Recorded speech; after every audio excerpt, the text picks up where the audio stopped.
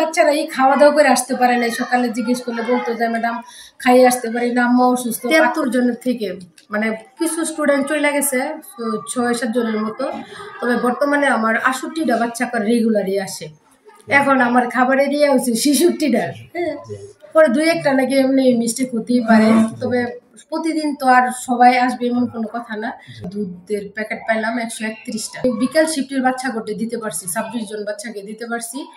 আর সকালবেলার যে বাচ্চাগুলো তারা পায় না, এই খাবারগুলো আজকে দিয়ে দিলাম। আমি বলছি ভাইয়া আমার 7টা-9টা দিলে চলবে না, আমার একটু স্টুডেন্ট বেশি। এখন খাবারের পরে প্রথম দিনের পরে মোটামুটি এখন কোনো বাচ্চাই আর বন্ধ করছে না, মানে আজকে মোটামুটি ধরনের অনেকটাই আমার প্রেজেন্ট উপস্থিতি আছে।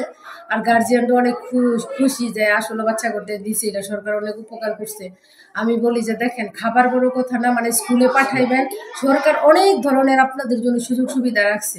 আর সরকারের এই উদ্যোগটা নেওয়া অনেক ভালো হয়েছে, কারণ অনেক বাচ্চারাই খাওয়া দাওয়া করে আসতে পারে নাই, সকালে জিজ্ঞেস করলে বলতো যে ম্যাডাম খাইয়ে আসতে পারি না, আম্মা অসুস্থ, পাক করে নাই।